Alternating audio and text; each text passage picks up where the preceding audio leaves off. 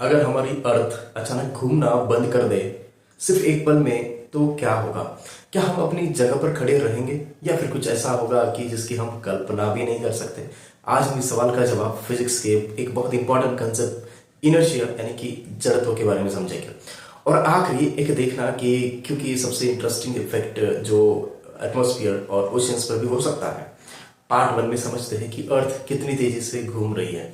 सबसे पहले तो एक बात समझते हैं कि हमें अर्थ घूमती हुई महसूस क्यों नहीं होती, क्योंकि हम अर्थ के साथ लगातार घूम रहे हैं। अर्थ अपनी एक्सिस पर लगभग 24 घंटे में एक रोटेशन कंप्लीट कर देती है।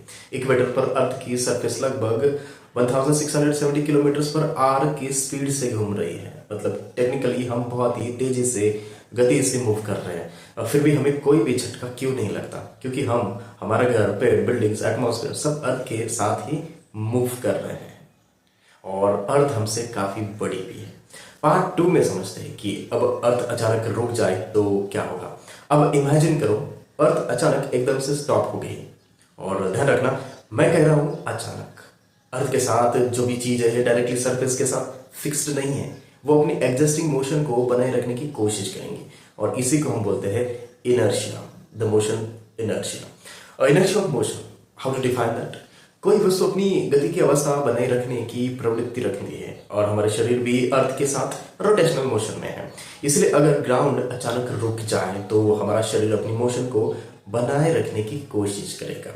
इसका मतलब हम बहुत तेजी से आगे की दिशा में झटके से मूव कर सकते हैं।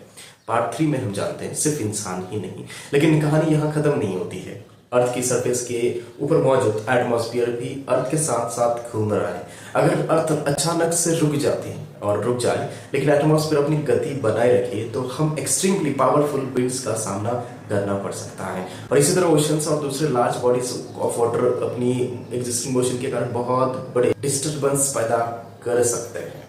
यानी प्रॉब्लम सिर्फ ये नहीं होगी कि हम गिरेंगे, यानी कि सिर्फ इंसान गिरेंगे, हमारे आसपास की बहुत सारी फिजिकल एनवायरनमेंट ड्रामेटिकली डिस्टर्ब हो जाएगी। पार्ट 4 पे समझो कि ओशंस का क्या होगा, क्योंकि हम जानते हैं 71% तो ओशंस यानी कि पानी है। अब ओशंस की बात करते हैं कि अर्थ की रोटेशन बंद होने पर ओशंस की एग्जिस्टिंग मोशन और रीडिस्ट्रीब्यूशन की वजह से मैसिव डिस्टर्बेंसेस हो सकते हैं। लेकिन यहाँ एक इंपॉर्टेंट साइंटिफिक पॉइंट है।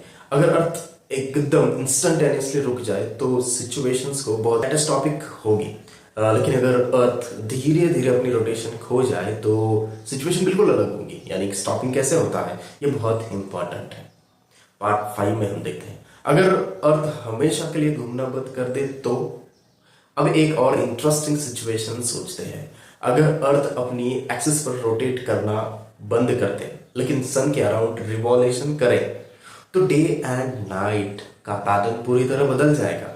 अर्थ के एक हिस्से का बहुत लंबे समय तक सनलाइट मिलेगी और दूसरे हिस्से को बहुत लंबे समय तक डार्कनेस यानी कि नाइट का सामना करना पड़ सकता है। और इससे टेम्परेचर और क्लाइमेट पर बहुत बड़ा असर होगा। और इस पूरे एक्सपेरिमेंट से हमें क्या सीखने को मिलता है? इस पूरे इमेजिनरी एक्सपेरिमेंट से हमें फिजिक्स का एक बहुत इंपॉर्टेंट कॉन्सेप्ट समझ में आता है, वो है इनर्शिया। हम रोज की जिंदगी में इसकी एग्जांपल्स देखना, बस अचानक ब्रेक लगाती है हम आगे की तरफ झुकते हैं, बस अचानक एक्सेलरेट करती है तो हम पीछे की तरफ झुकने लगते हैं। और क्यों? क्योंकि हमारा बॉडी अपनी प्रीवियस स्टेट ऑफ मोशन को मेंटेन करना चाहता है। तो अगली बार जब कोई आपसे पूछे कि अर्थ घूम रही है तो हमें महसूस क्यों नहीं हो रहा है, तो सीधे वर्ड में उनको जवाब देना क्योंकि हम भी अर्थ के साथ उसी मोशन में उसी स्पीड से मूव करते हैं।